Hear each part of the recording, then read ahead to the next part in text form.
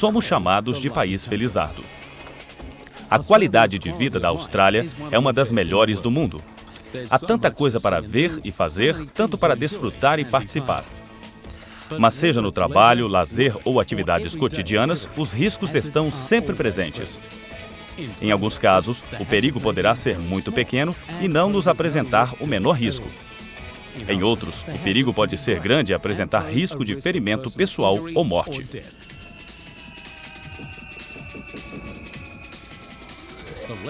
O nível de risco dependerá do tamanho e tipo de fator de risco e em que grau somos a ele expostos.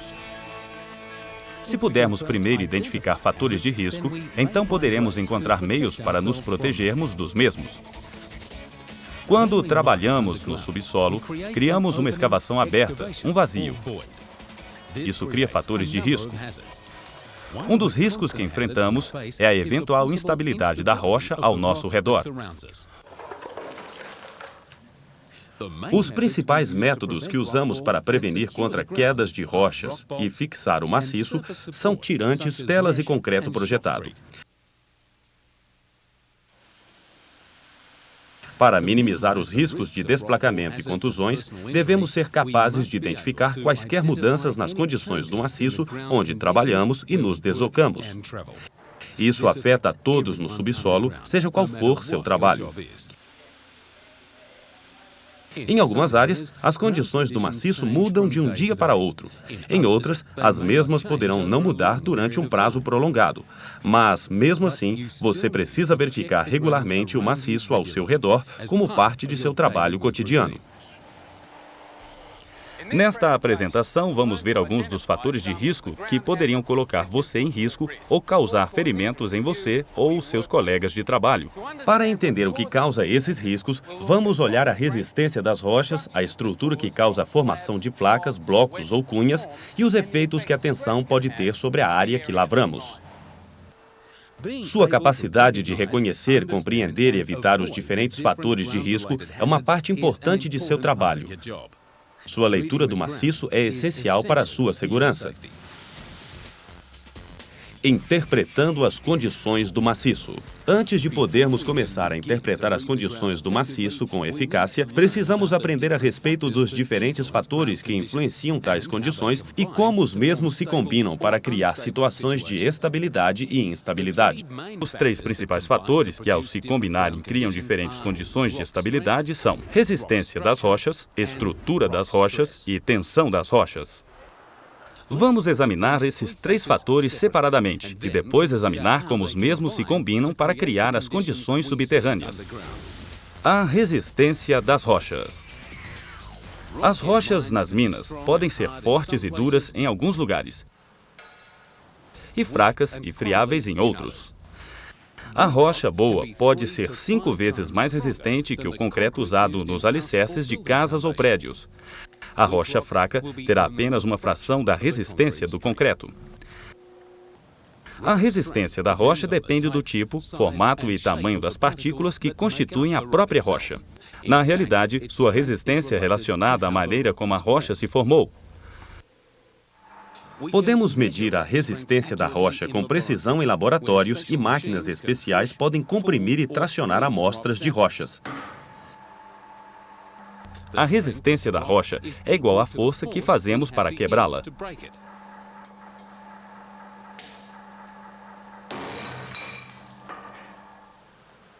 Quando você está no subsolo, você pode verificar o grau de resistência da parede batendo nas laterais com a barra de sanear. Se você consegue deformar um pedaço de rocha, isso indica que a rocha é bastante fraca.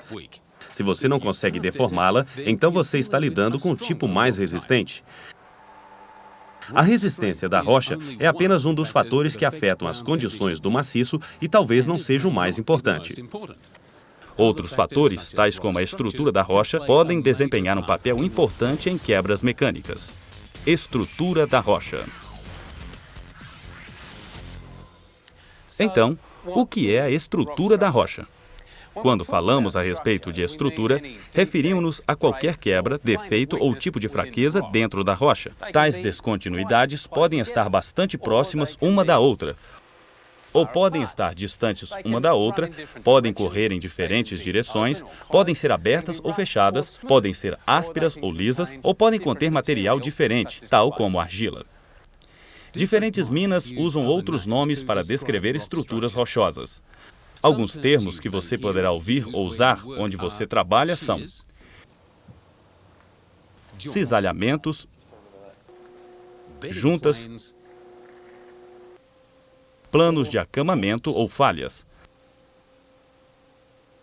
Para explicar isso, vamos comparar as laterais de uma escavação com uma parede feita de tijolos. Uma parede feita de tijolos é composta de materiais manufaturados, sendo os mesmos projetados e montados para atender certas especificações.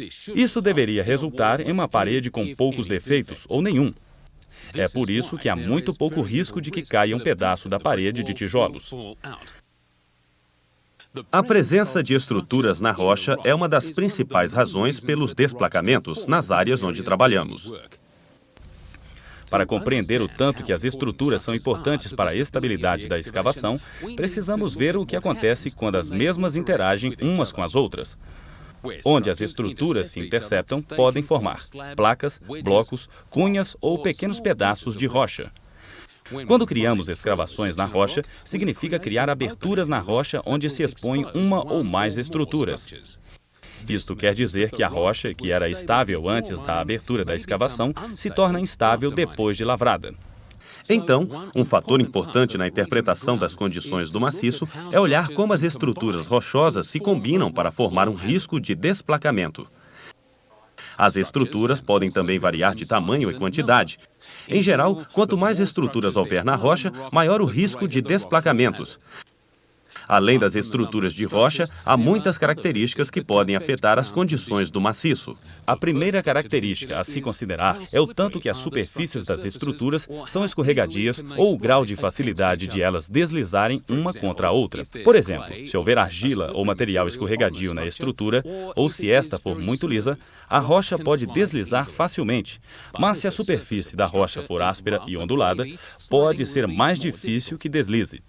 A segunda característica de estruturas que precisamos considerar é se estão abertas ou fechadas.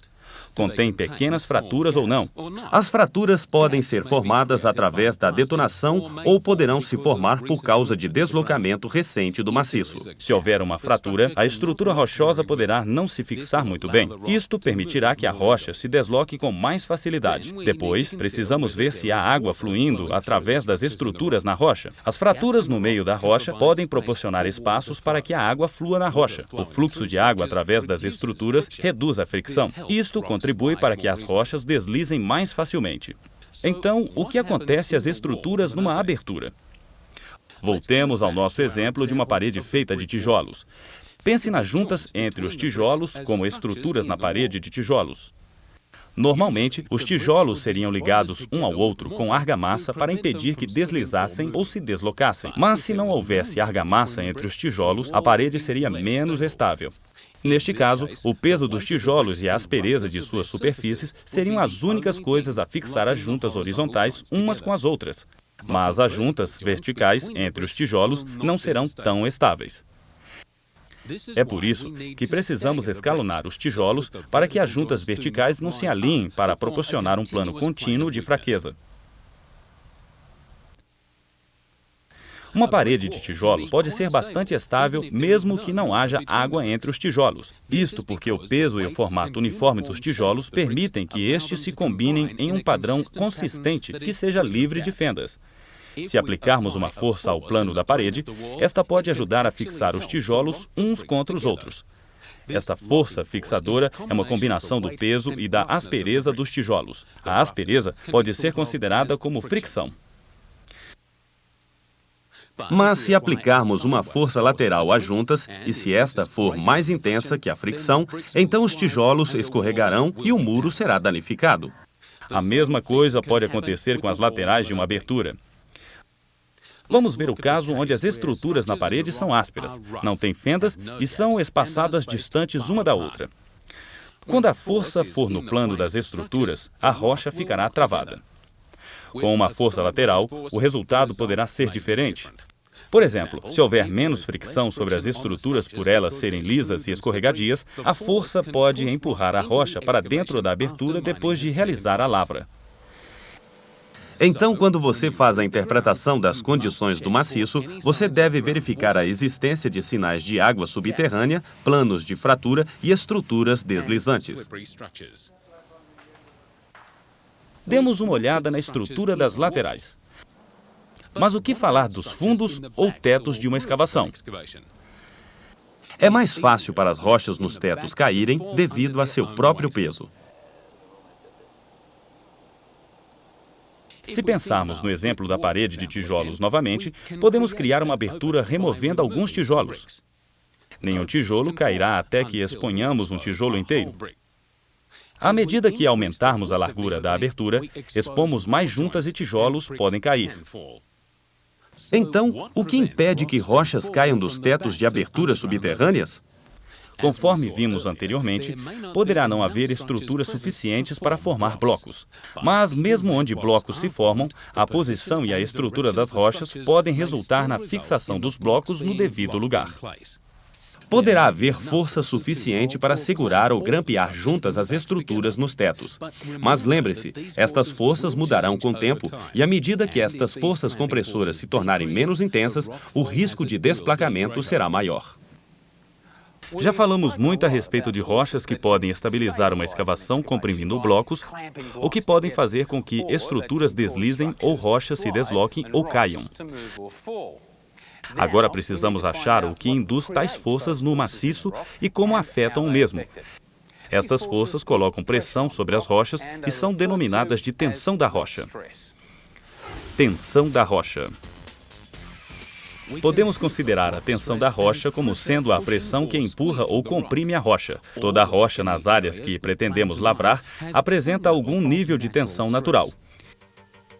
Isto é semelhante às mudanças de pressão experimentadas por um mergulhador. Quanto mais fundo descermos debaixo da superfície da água, maior a pressão sobre o corpo.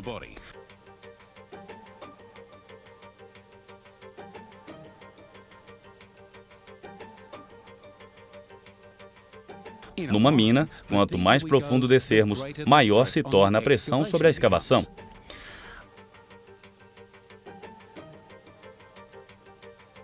Há dois esforços principais que precisamos considerar quando fazemos a leitura das condições do maciço: tensão vertical e tensão horizontal.